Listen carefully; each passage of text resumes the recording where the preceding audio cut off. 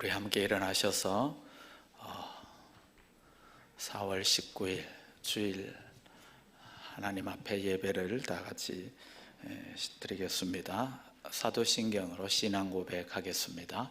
전능하사 천지를 만드신 하나님 아버지를 내가 믿사오며 그 외아들 우리 주 예수 그리스도를 믿사오니 이는 성령으로 잉태하사 동정녀 마리아에게 나시고 본디오 빌라도에게 고난을 받으사 십자가에 못 박혀 죽으시고 장사한 지 사흘 만에 죽은 자 가운데서 다시 살아나시며 하늘에 오르사 전능하신 하나님 우편에 앉아 계시다가 저리로서 산자와 죽은 자를 심판하러 오시리라.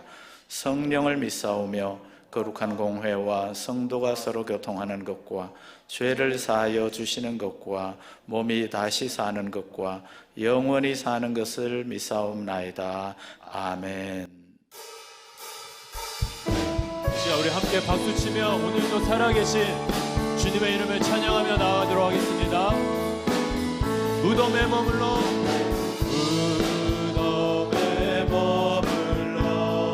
예수 내 구주 새벽 기다렸네. 예수 내 주 원수를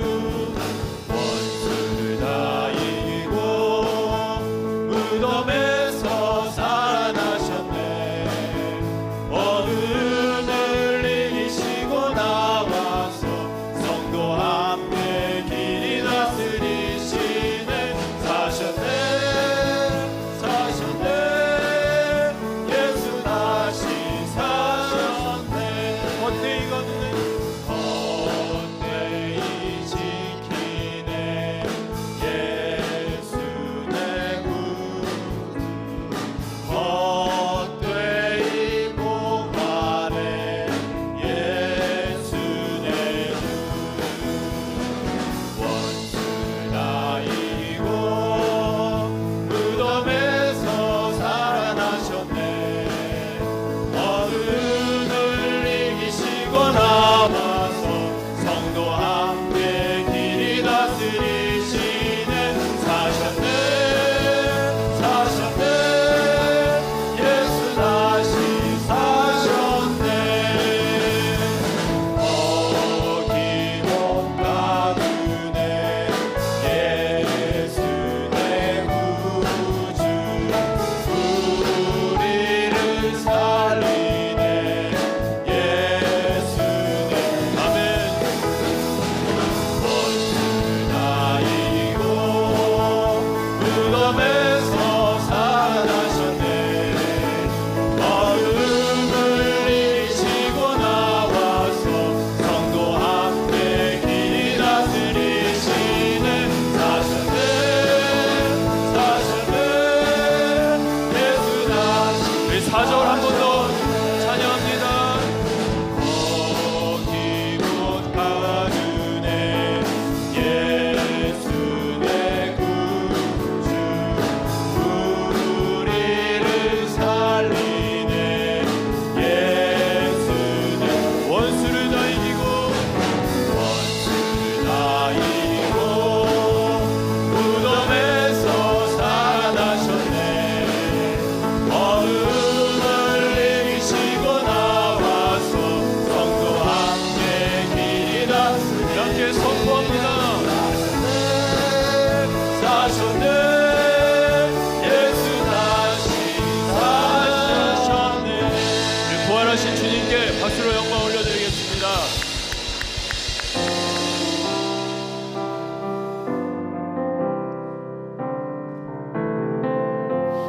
우리 함께 고백합니다. 약한 나로 강하게 가난한 날 구하게 눈먼 날 볼 수 있게 주 내게 행하셨네. 약한 나로 강하게 가난한 날 구하게 눈먼 날 볼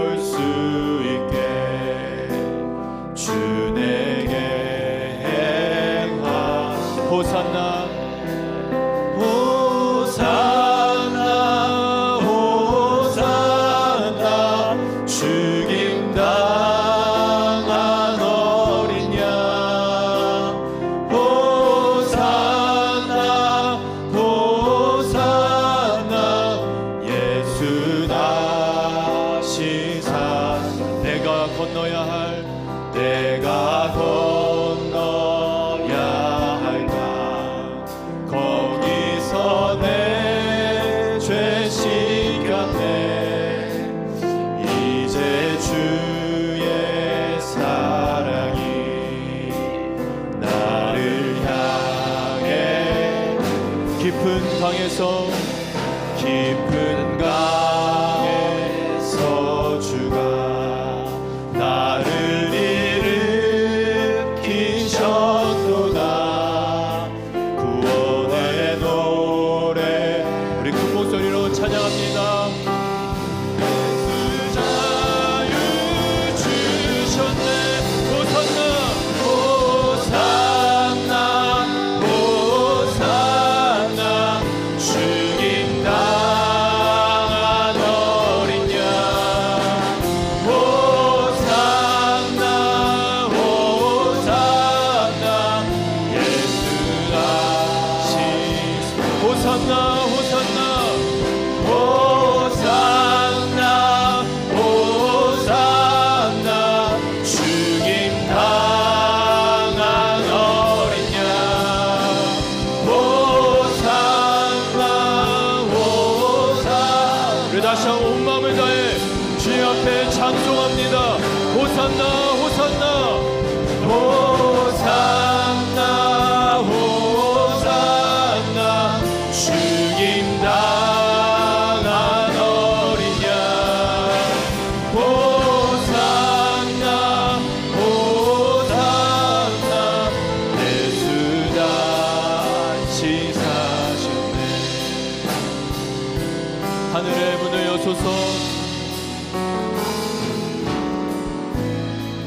하늘의 문을 여소서 이곳을 주목하소서 주를 향한 노래가 꺼지지 않으니 하늘을 열고 보소서 이곳에 임재하소서 주님을 기다립니다. 기도의 향기가 하늘에 닿으니 주여 임재하여 주 우리 간절한 마음으로 찬양합니다. 이곳에 오셔서 이곳에 앉으소서 이곳에서 드리는 예배를 받으소서 주님의 이름만이 오직 주의 이름만 우리 한 번 더 하나님의 임재를 구합니다. 이곳에 오셔서 이곳에 앉으소서 이곳에서 드리는 예배를 받으소서 주님의 이름만이 오직 주의 이름만 이곳에 있습니다. 우리 앉으셔서 기도 드릴 때 우리 양현명 장로님 기도 인도해 주시겠습니다.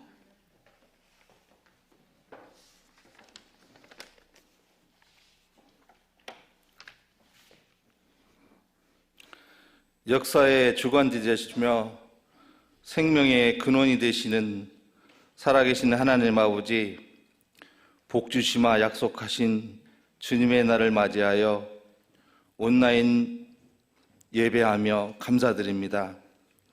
주님이 약속하신 축복과 은혜를 기다리며 예배자의 모습으로 주님 앞에 서게 하셨으니 저희들의 영혼을 날로 새롭게 하시며 드리는 예배를 통하여 저희들의 심령이 주 안에서 기뻐하는 심령들로 변화시켜 주시고 날마다 주님과 동행하는 믿음의 성도들이 다 되게 하여 주시옵소서.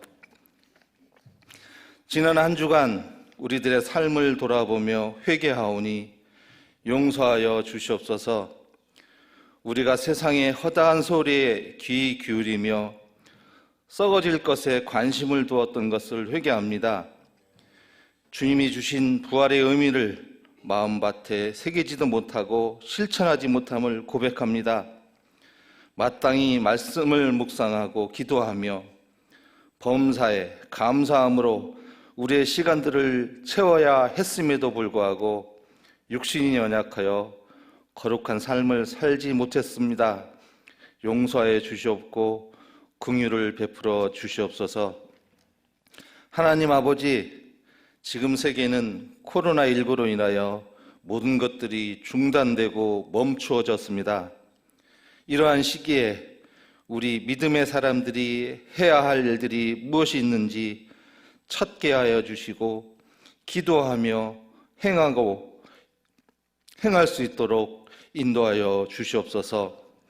지금 우리 교회들이 코로나19로 인하여 예배와 모임을 자제하고 있는 가운데 새로운 형식의 온라인 예배에 성도들이 경건하게 참여할 수 있도록 은혜를 베풀어 주시옵소서.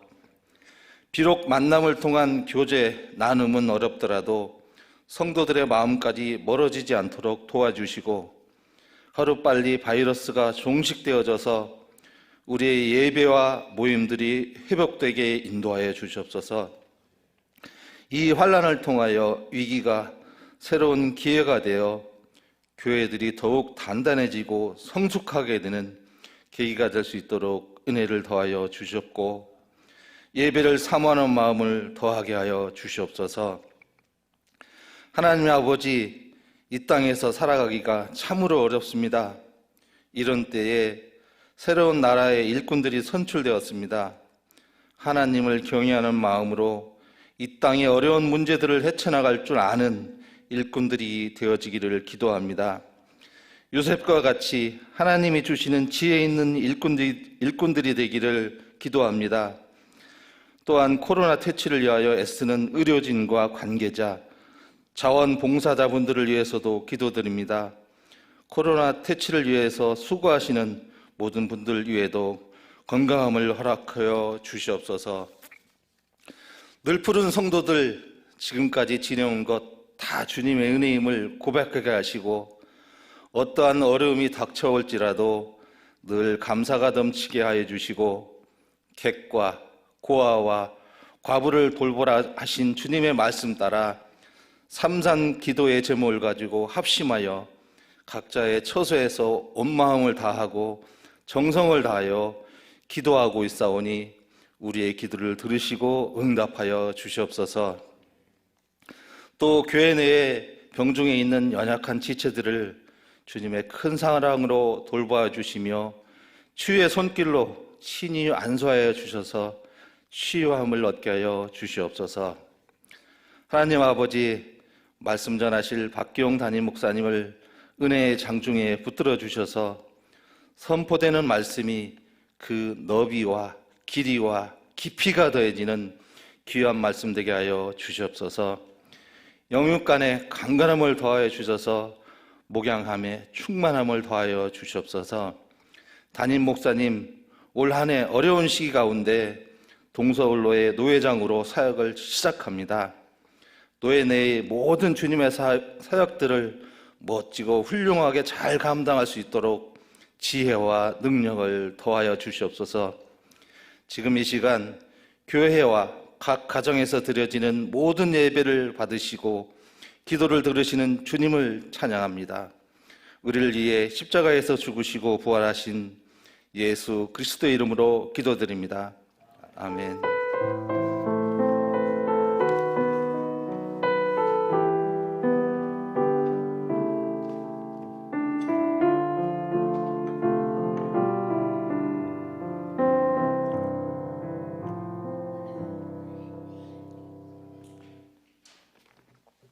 하나님 말씀 신약성경 베드로전서 1장 1절부터 9절까지 함께 보겠습니다.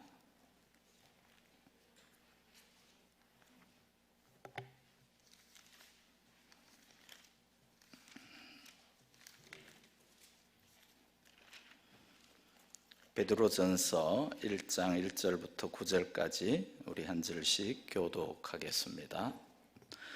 예수 그리스도의 사도 베드로는 본도, 갈라디아, 갑바도기아, 아시아와 비두니아에 흩어진 나그네 곧 하나님 아버지의 미리 아심을 따라 성령이 거룩해 하심으로 순종함과 예수 그리스도의 피뿌림을 얻기 위하여 택하심을 받은 자들에게 편지하노니 은혜와 평강이 너희에게 더욱 많을지어다. 우리 주 예수 그리스도의 아버지 하나님을 찬송하리로다. 그의 많으신 긍휼대로 예수 그리스도를 죽은 자 가운데서 부활하게 하심으로 말미암아 우리를 거듭나게 하사 산 소망이 있게 하시며 썩지 않고 더럽지 않고 새하지 아니하는 유업을 있게 하시나니 곧 너희를 위하여 하늘에 간직하신 것이라. 너희는 말세에 나타내기로 예비하신 구원을 얻기 위하여 믿음으로 말미암아 하나님의 능력으로 보호하심을 받았느니라. 그러므로 너희가 이제 여러 가지 시험으로 말미암아 잠깐 근심하게 되지 않을 수 없으나 오히려 크게 기뻐하는도다. 너희 믿음의 확실함은 불로 연단하여도 없어질 금보다 더 귀하여 예수 그리스도께서 나타나실 때에 칭찬과 영광과 존귀를 얻게 할 것이니라. 예수를 너희가 보지 못하였으나 사랑하는도다. 이제도 보지 못하나 믿고 말할 수 없는 영광스러운 즐거움으로 기뻐하니. 같이 구절 읽읍시다. 믿음의 결국 곧 영혼의 구원을 받음이라. 아멘. 우리 지난 주가 부활주일이었는데 어느 목사님이 사순절과 부활주일, 즉 십자가와 부활을 비교해서 설명을 하면서 40대 1 이렇게 말했습니다. 무슨 말인가 하면 우리가 십자가를 묵상하는 날은 십자가를 묵상하는 사순절은 40일간이나 되는데 우리 부활주일은 단 하루밖에 없고 또 하루만 지킨다는 그런 이야기였습니다. 그만큼 또 보면 십자가 설교에 비해서 부활의 설교가 상대적으로 소홀히 다루어지지 않는가 하는 우려 아닌 우려의 말씀이었습니다. 저도 비슷하게 생각해 본 적은 있지만 사실 십자가와 부활은 사순절과 부활절에만 생각할 문제는 아니라고 여겨집니다. 사순절에만 십자가를 묵상할 것도 아니며 부활절에만 부활의 기쁨을 찬양할 것도 아니라는 말씀입니다. 그리고 부활은 우리가 매주 드리는 이 주일 예배가 다 부활의 날, 부활주일을 기념하는 것이기 때문에 굳이 40대 1이라고 아쉬워할 필요가 없다고 생각합니다. 십자가와 부활은 우리 기독교 신앙의 핵심인데 항상 이 둘은 같은 선상에 놓여 있습니다. 즉 십자가 빠진 부활, 또 부활이 빠진 십자가, 그건 별 의미가 없는 거죠. 십자가 없는 부활은 그 가치가 크게 없습니다. 별 의미가 없습니다. 반면에 또 부활이 없는 십자가는 너무나 비참합니다.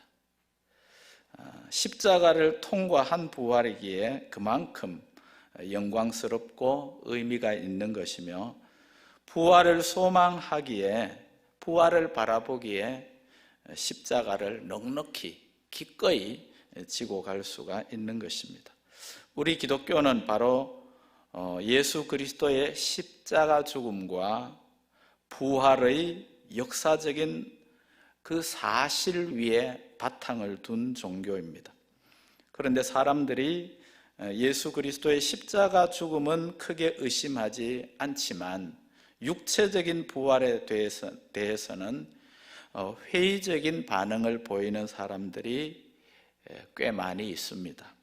왜냐하면 사람이 죽는 것은 우리가 얼마든지 지금도 볼 수 있고, 또 당시 십자가에 사람이 죽는 것은 다른 사람에게도 많이 일어났던 일이기 때문입니다. 그런데 사람이 죽었다가 그 육체가 부활한 사건은 전혀 경험해 보지 못한 그런 사건이었기 때문입니다.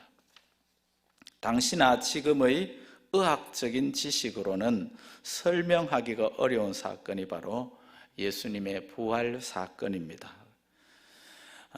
그러나 그럼에도 불구하고 예수님의 부활에 대한 증거가 많이 있습니다. 그 중에서도 가장 확실한 증거로 존 스토트 목사님은 바로 예수님 제자들의 변화에서 그 증거를 찾습니다. 부활 이전의 제자들과 부활하신 예수님을 만나고 난 다음의 제자들은 달라도 그렇게 달라질 수가 없었습니다.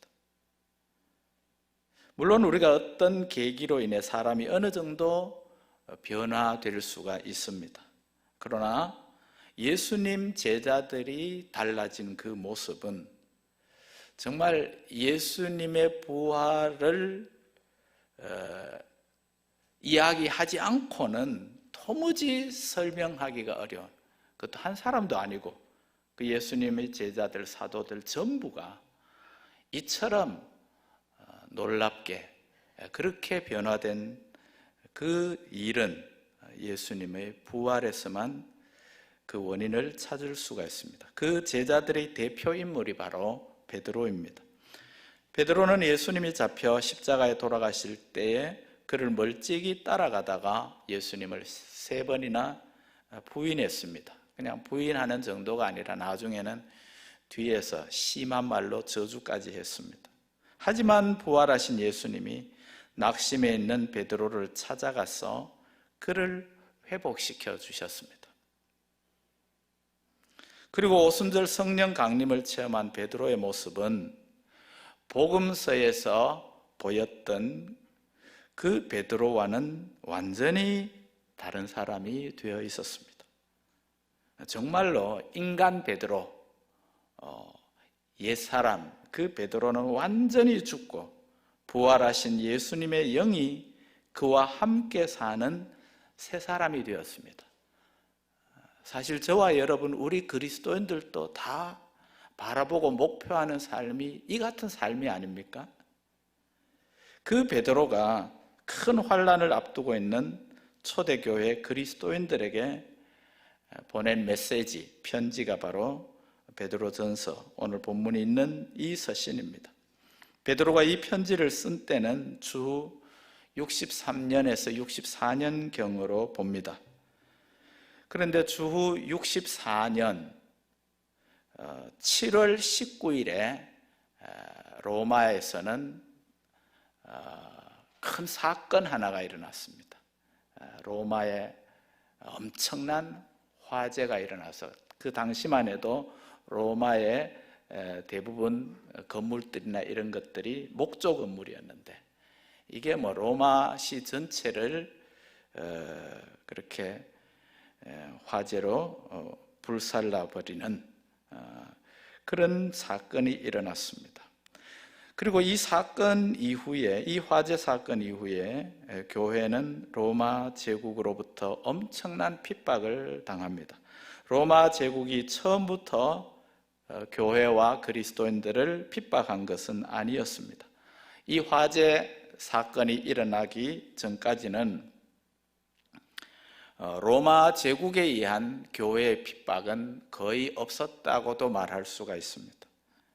핍박이 있었다면 주로 교회는 유대인 공동체들에 의해서 핍박을 당했습니다. 로마 제국은 교회, 기독교인들이나 유대교인들이나 다 비슷한 그런 부류로 보았기 때문에 특별한 박해를 가하지 않았습니다. 하지만 로마 대화재 사건 이후에는 사정이 달라졌습니다. 로마 시민들 사이에서 그 화재를 일으킨 주범이 네로 황제라는 소문이 걷잡을 수 없이 퍼져나가자 네로는 로마 시민들의 이 분노를 가라앉히기 위해서 바로 이 그리스도인들을 희생양으로 삼았습니다. 네로는 그리스도인들이 사람을 죽여 그 고기와 피를 먹는다는 그런 소문을 퍼뜨렸습니다.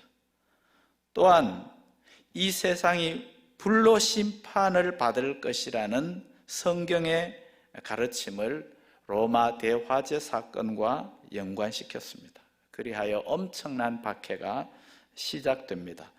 바로 이런 큰 박해를 앞두고 있는 교회를 향해서 아마 이게 어느 정도 감지가 되었던 것 같습니다. 이 교회를 향해 베드로는 무슨 메시지를 보냈을까요? 그런데 보면 의외로 큰 환난을 앞둔 교회에 보내는 편지가 굉장히 우울하지가 않습니다. 오히려 고난을 만나야 하기는 하지만 그 고난 가운데도 소망을 품게 하고 또 승리의 영광을 바라보게 하는 그런 내용이 바로 이 베드로전서의 내용입니다.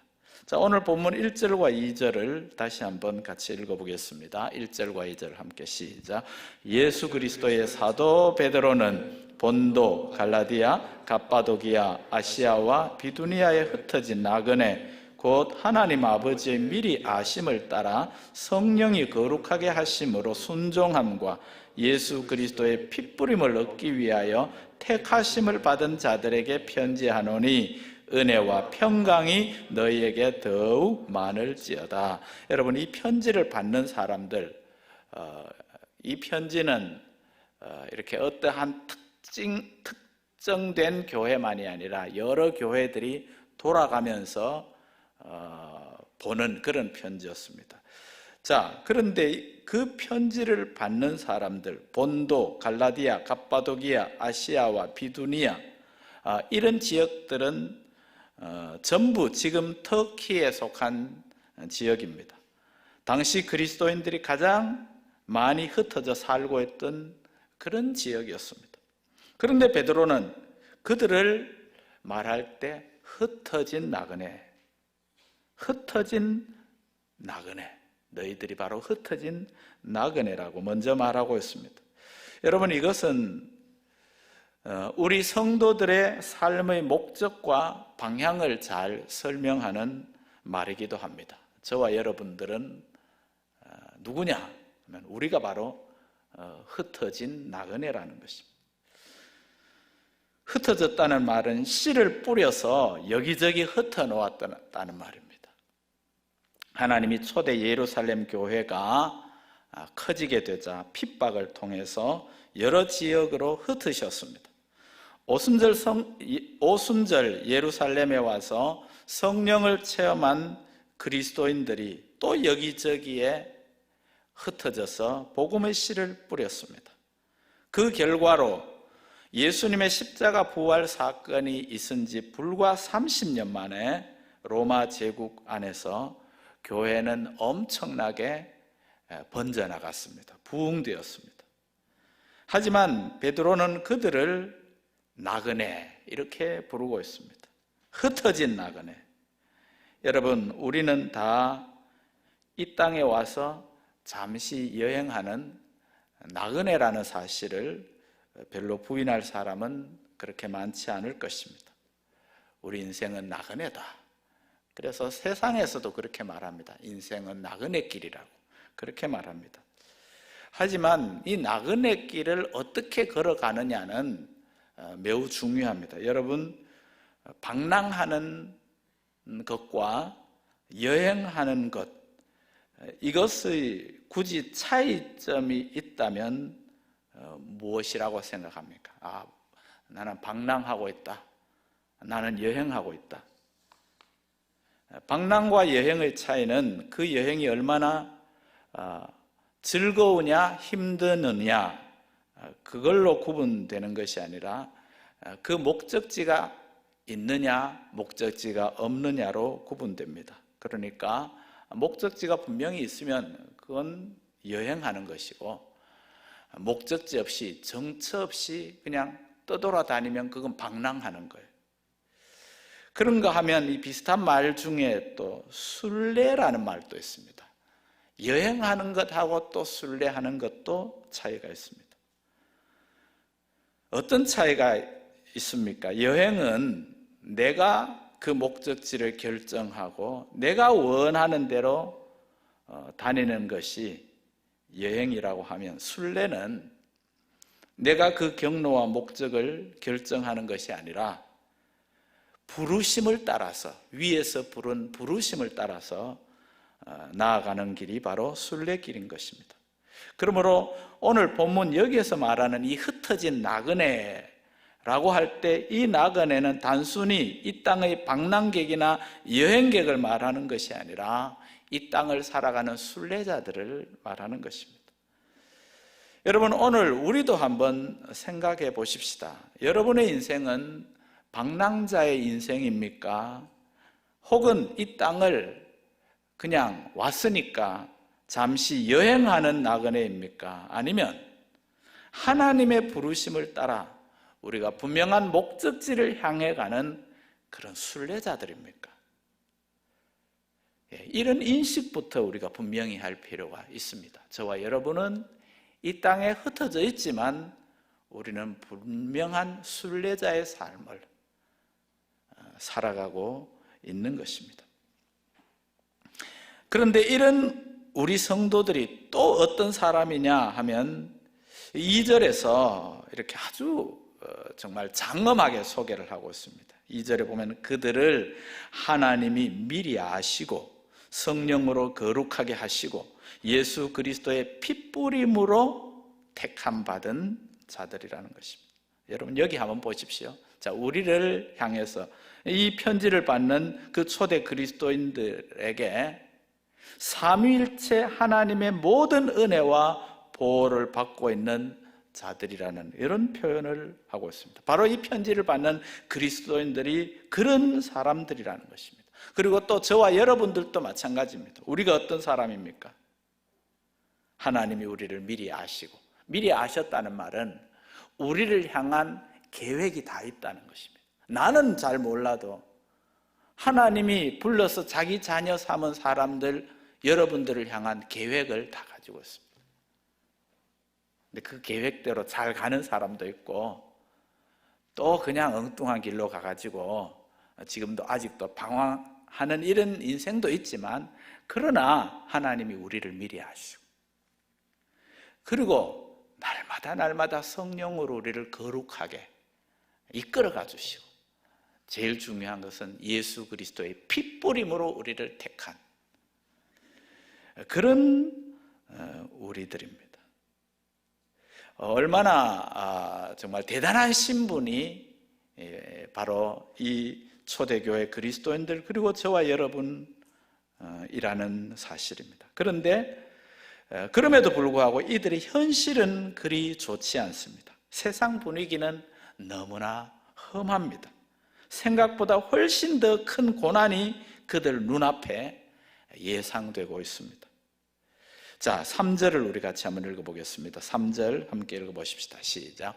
우리 주 예수 그리스도의 아버지 하나님을 찬송하리로다. 그의 많으신 긍휼대로 예수 그리스도를 죽은 자 가운데서 부활하게 하심으로 말미암아 우리를 거듭나게 하사 산 소망이 있게 하시며. 베드로는 큰 고난을 앞두고 있는 성도들에게 편지를 쓰면서 가장 먼저 하나님을 찬송하고 있습니다. 환경과는 전혀 다른, 환경은 고난을 앞두고 있고 핍박을 당하고 있는 그런 상황인데도 우리에게는 더 큰 찬송할 이유가 있다는 것입니다. 그 찬송의 이유가 바로 산 소망, 살아있는 소망, 헛된 소망이 아니라, 죽은 소망이 아니라, 병든 소망이 아니라 살아있는 산소망 때문입니다. 여기서 주목되는 이 산소망, 이것이 바로 베드로 신학의 핵심이기도 하고 베드로 쓰신 이 편지의 주제이기도 합니다. 그런데 이 산소망의 근거가 무엇이냐? 그게 바로 우리 주 예수 그리스도의 십자가와 부활, 좀 더 정확하게 말하면 예수님의 부활에 우리 모든 산소망의 근거가 있다는 것입니다. 예수님이 부활하셨으니까, 또 우리의 부활의 보증이 되었으니까 이게 얼마나 이보다 더 큰 소망이 어디 있는가 하는 것입니다. 하나님의 아들 예수님이 우리를 위해 이 땅에 오시고 나를 구원하기 위해 십자가에 죽으시고 또 우리에게 영생을 선물하기 위해 다시 살아나셔서 지금도 영원히 살아계시고 있다는 이 사실보다 더 큰 문제, 더 큰 고난, 우리가 도저히 이겨낼 수 없는 어떤 문제는 없다는 것입니다. 그렇게 보면 예수님의 십자가와 부활을 제대로 믿고 신뢰하면 우리들 문제의 대부분은 우리가 넉넉히 해결해 나갈 수가 있습니다. 베드로는 이 말을 그냥 쓴 것이 아닙니다. 자신의 생애 속에서 체험하고 있는 말씀입니다. 베드로 자신도 그냥 예수님을 따를 때는 쉽게 넘어졌습니다. 무너졌습니다. 십자가 앞에서 도망쳤고 비겁하게 예수님을 목전에 두고도 모른다고 부인했습니다. 하지만 그는 예수님이 십자가에 죽는 것과 부활하신 것을 직접 보고 성령의 체험을 하고 나서는 완전히 달라졌습니다. 부활의 산 소망을 가진 사람이 되었습니다. 이전까지는 죽음이 두려워서 예수님을 부인하기도 하고 그리고 멀찍이 따라가기도 하고 겁을 내기도 하고 그랬는데 이제는 죽음을 이기는 부활을 본 것입니다. 죽음을 이기는 부활의 산 소망을 가지게 된 것입니다.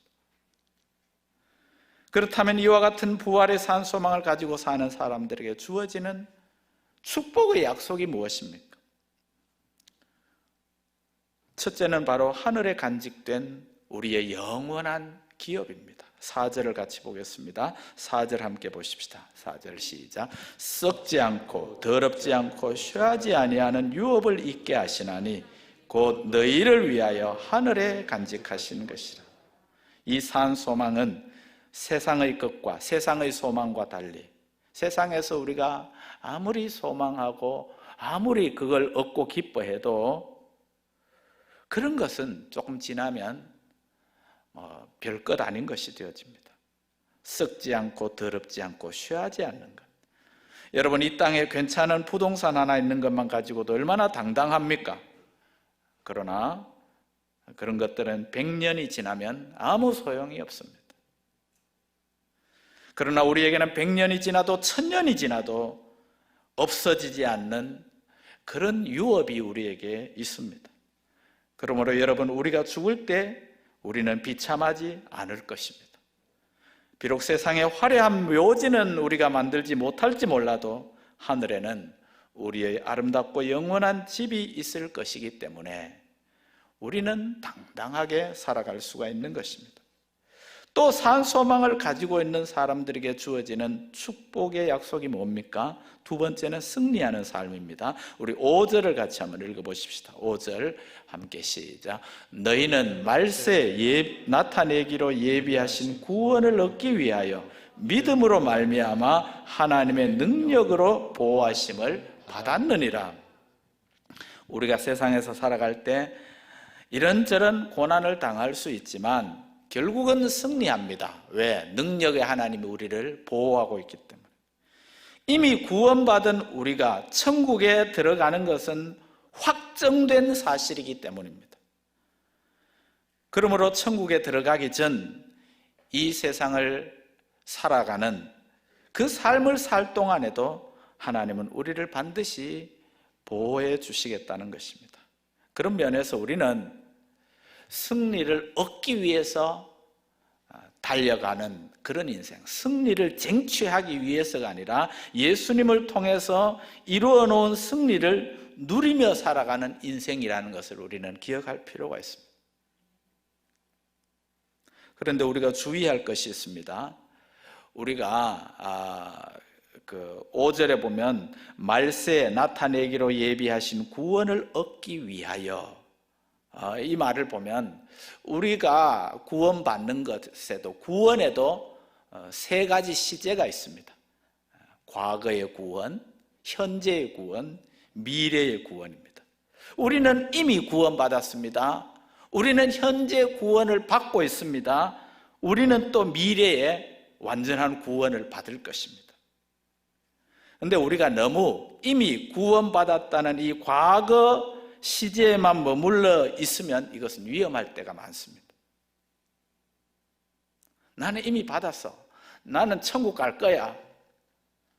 그것으로 끝나버린다면 현재 우리에게 도전해오는 이 여러 가지 시련 앞에서 우리가 쉽게 승리하지 못할 수가 있습니다. 시험이 올 때, 환난이 닥칠 때 우리는 현재의 구원도 우리에게 보장되어 있다.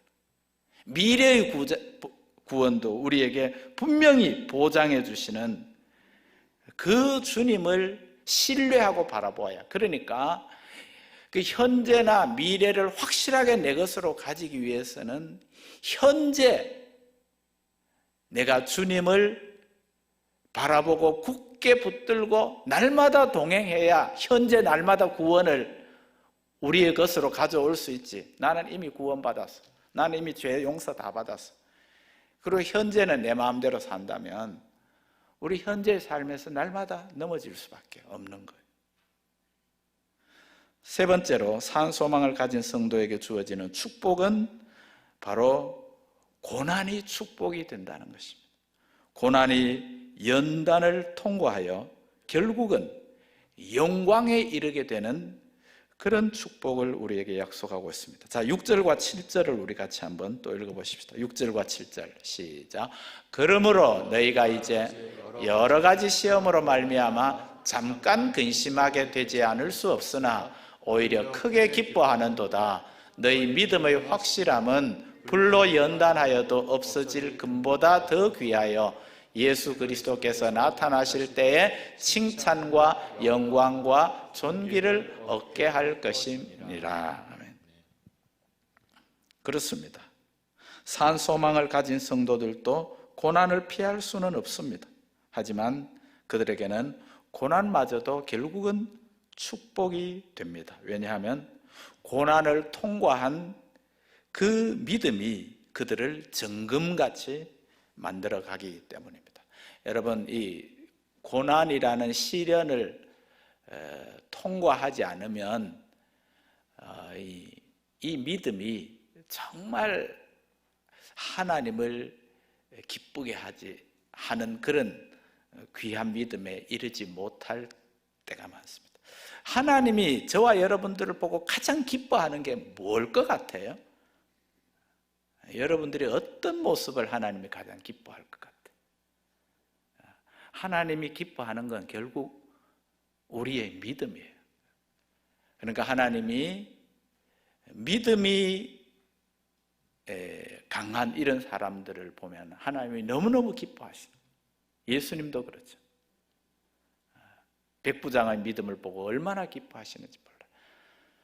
여러분들이 성공하는 것, 합격하는 것, 이런 거 보고 하나님이 기뻐하시는 것이 아니라 우리의 믿음을 보고 기뻐하시는데, 그 믿음이 이 고난을 통과하지 않으면 정말 귀한 믿음이 될 수가 없습니다. 사랑하는 여러분, 우리는 모두 거룩한 하나님의 사람이 되기를 다 원합니다.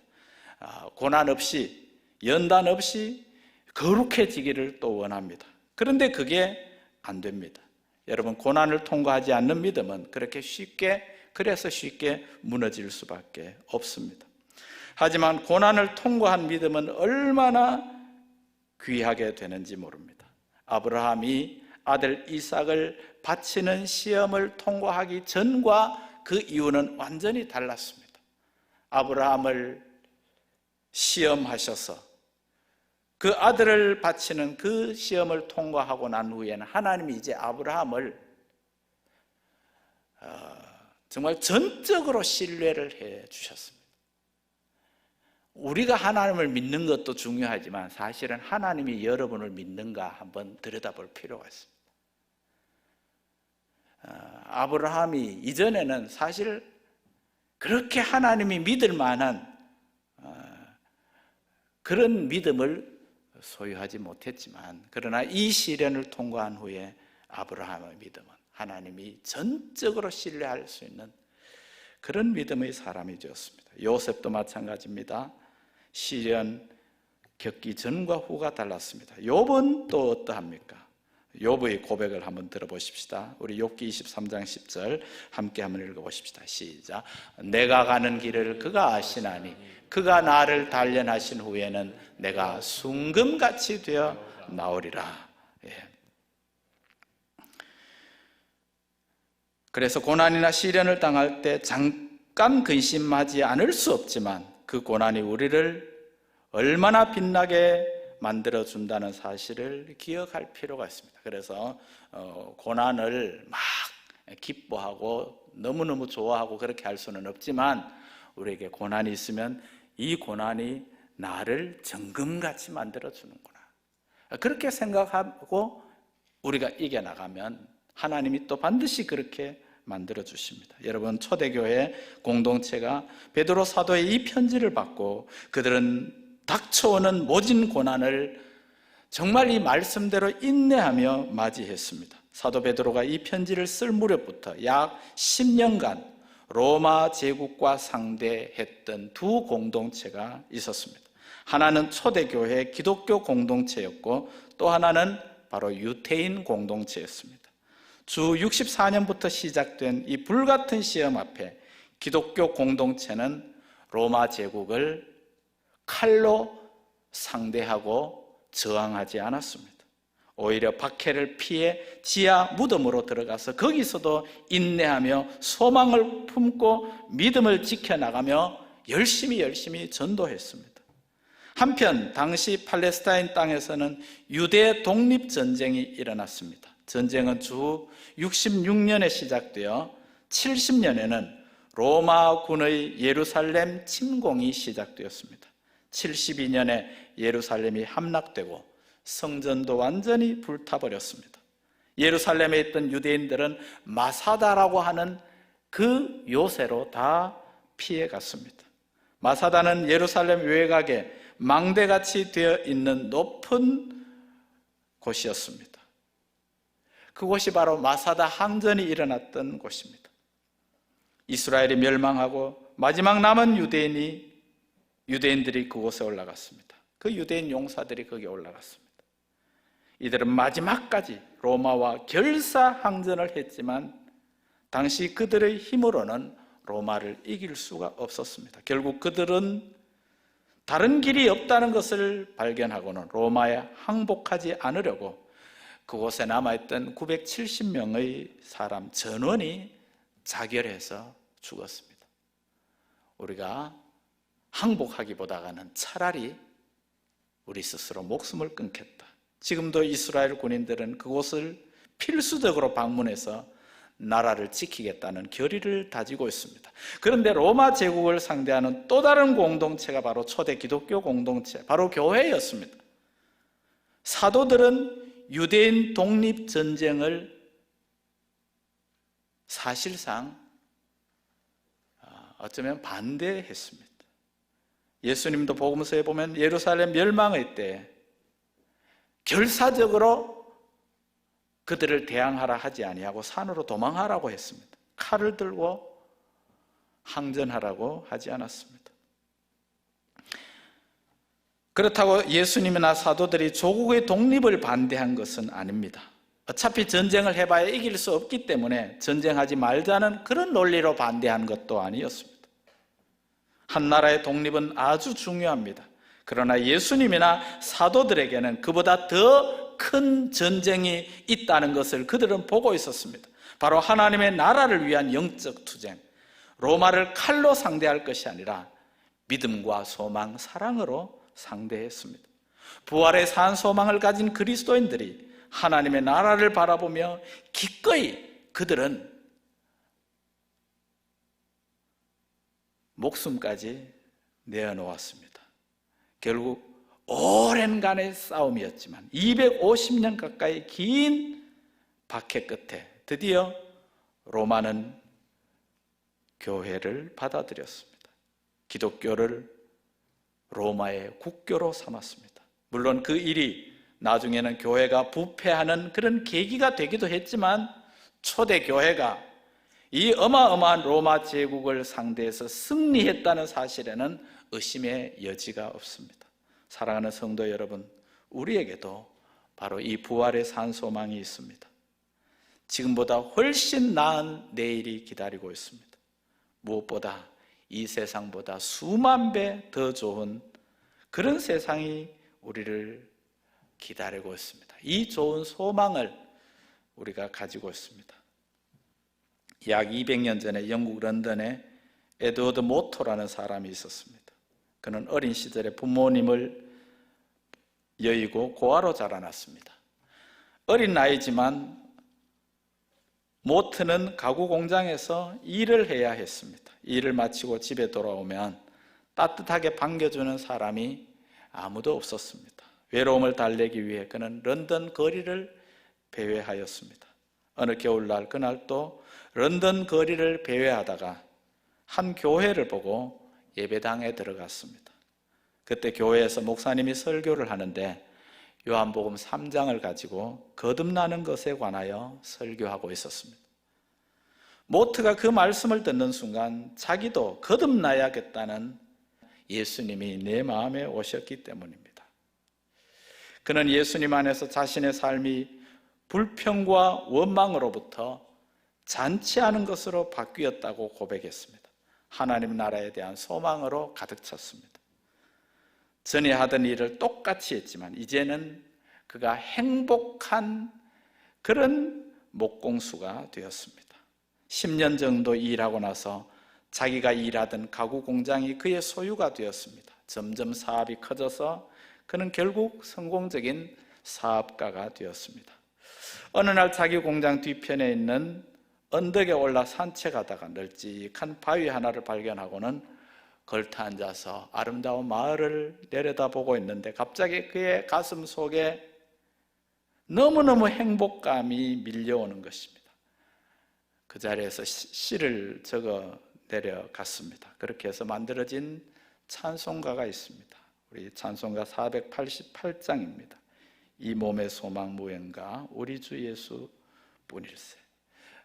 이 사람이 나중에는 모든 재산을 정리해서 교회당을 짓고 목사가 되고 복음을 행복하게 전하다가 천국에 갑니다. 우리 함께 이 찬송 이 몸의 소망 무언가 우리 찬송 한 장 부르고 우리 말씀을 마치겠습니다.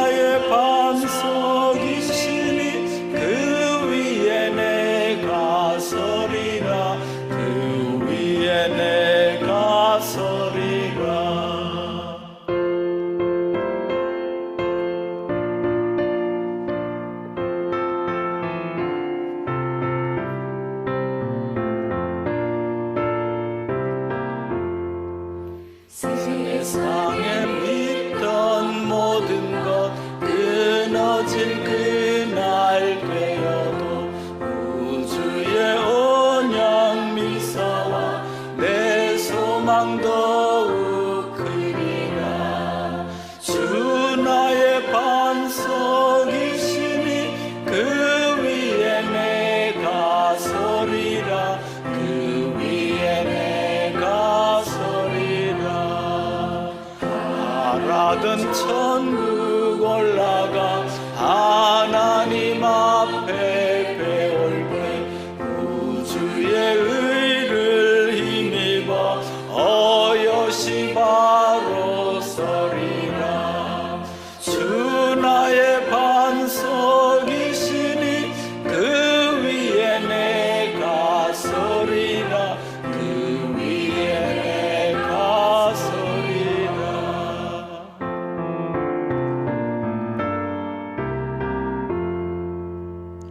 하나님 아버지 감사합니다. 우리에게 부활의 산 소망을 가지고 이 어려운 때를 또 넉넉히 승리하며 살아갈 수 있도록 우리 모든 성도들을 지켜주시고 보호해 주시고 인도해 주시고 특별히 고난 중에 있는 우리 성도들에게 성령으로 힘을 더하여 주시옵소서. 함께해 주실 줄 믿사옵고 예수님의 이름으로 기도드리옵나이다. 아멘. 우리 하나님 앞에 예물 봉헌해 드리겠습니다.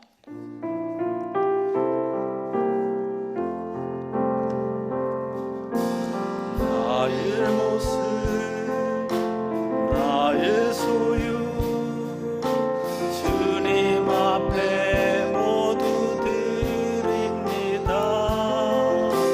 모든 아픔 모든 기쁨 내 모든 눈물 받아주소서.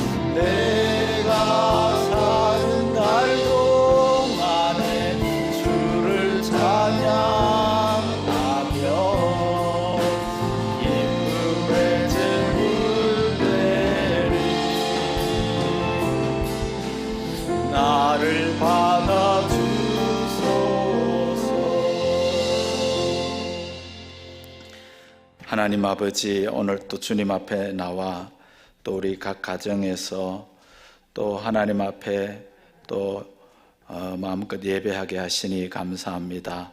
우리의 예배를 또 기쁘게 받으시고 또 이 예배하며 드리는 또 예물을 우리 하나님 기쁘게 흠양하여 주옵소서.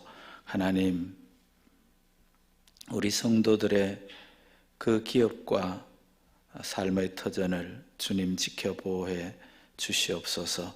모두가 어려운 이 나라, 이 민족, 또 전 세계 하나님 다시 자비와 긍휼로 하나님 회복되게 하여 주시옵소서. 이 귀한 예물이 또 하나님 나라에 아름답게 쓰임받게 하여 주옵소서. 예수님의 이름으로 감사하며 기도드리옵나이다. 아멘. 교회 소식을 여러분들이 잘 보시기 바랍니다. 이번 주부터 중보기도 모임이 재개되겠습니다. 그런데 장소는 지하 1층 찬양대실이 아니라 좀 넓은 장소, 우리 임마누엘 홀실에서 중보기도 하도록 하겠습니다. 그리고 이번 주부터 우리 새벽 기도회, 그리고 수요 예배, 금요 기도회 모두를 다시금 이 예배당에서 드리도록 하겠습니다. 그리고 다음 주일 예배도 마찬가지입니다. 1부, 2부, 3부, 4부 그리고 주일학교 예배도 이곳에서 드리겠습니다. 정부에서도 계속 이제 그 사회적 거리는 두기 이건 하고 있지만 이런 방역 지침을 잘 지켜가면서 그렇게 하도록 그렇게 조치가 되었으니까 저희들도 예배를 하지만 그냥 하는 게 아니라 또 충분하게 우리가 보살피고 해서 안전하게 예배 드릴 수 있도록 그렇게 하겠습니다. 예, 그래서 우리 다음 주부터는 여러분들이 이전에 예배 드리던 그런 시간으로 오시면 되겠습니다. 다만 우리가 조금은 당분간은 좀 파악을 하도록 하겠습니다. 여러분들에게 좀 예배에 참여하시는 분들의 수도 조금 파악을 할 필요가 있으니까 그렇게 해서 더 안전하게 우리가 예배할 수 있도록, 물론 예배하러 오실 때 여러분 마스크를 쓰고 오셔야 하고 또 아직은 이제 온라인 예배도 같이 하도록 하겠습니다. 좀 불안하거나 아니면 내 몸 상태가 아직 이렇게 미심쩍은 이런 분들은 온라인 예배로 이렇게 하시면 되겠습니다. 그런데 집에서 이렇게 예배 드리니까 너무 편하고 좋네, 그런 분들은 교회 오세요. 교회 와가지고 예배 드려야지. 이게 온라인 예배를 이제 습관적으로 드리게 되는 거. 그래서 저희도 온라인 예배를 계속 하는 게 아니라 당분간 어느 몇 주 정도는 계속 병행해서 하려고 합니다. 그래서 여러분들이 함께 해주시고 우리 같이 또 잘 준비하도록, 교회는 최대한 안전하게 준비를 하도록 하겠습니다. 여러분들도 또 이렇게 협조해 주셔서 여러분들이 또 나도 보호해야 되고 또 우리 다른 분들도 보호받기 위해서 또 여러분들이 잘 해주시면 또 예배가 또 은혜롭게 회복될 줄로 믿습니다. 예, 우리 수요일 우리 새 리더 모임도 우리가 새로 시작하겠습니다. 하지만 새 리더 모임도 당분간은 이 본당 여기에서 좀 넓게 하도록 그렇게 하겠습니다. 예.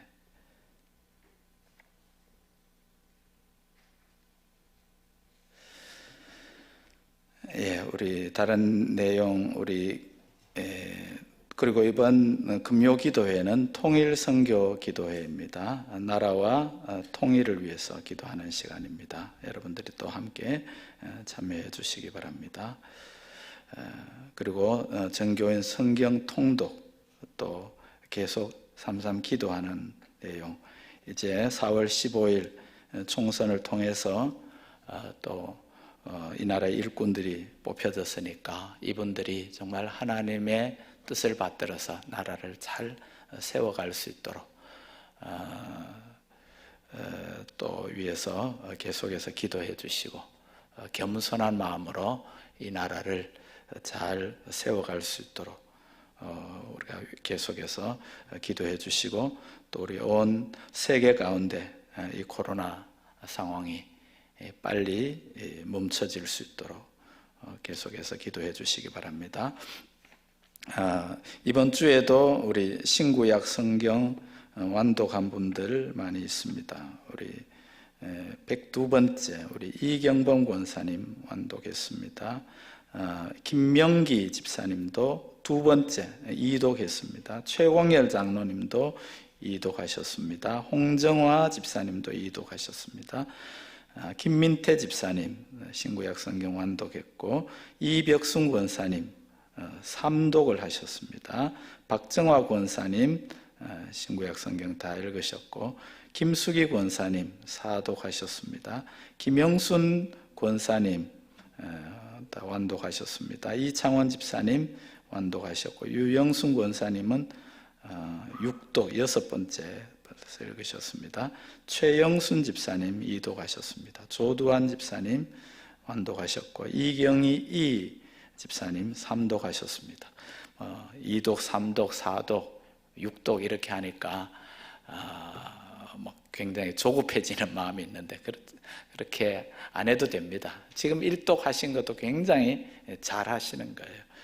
여러분, 이분들 위해서 다시 한번 우리 한번 박수 한번 하십시다. 우리 다 일어나셔서 서로 축복하고 예배 마치도록 하십시다.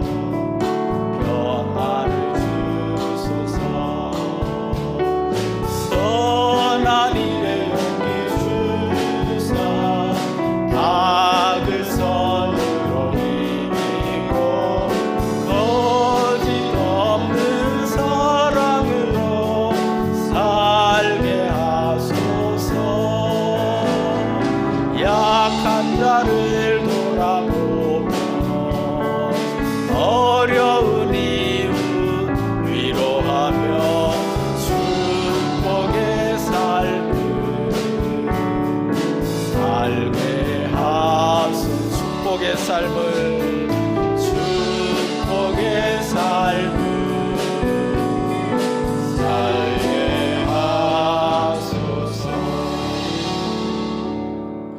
부활이요 생명이 되시는 우리 주 예수 그리스도의 은혜와 하나님 우리 아버지의 영원하신 사랑과 성령님의 교통하심과 위로하심과 충만하신 은혜와 축복이 오늘 주님 앞에 나와 예배드리는 모든 주의 성도들, 가정에서 각 처소에서 예배하는 모든 주의 성도들 위해 이제부터 영원토록 함께 있을지어다. 아멘.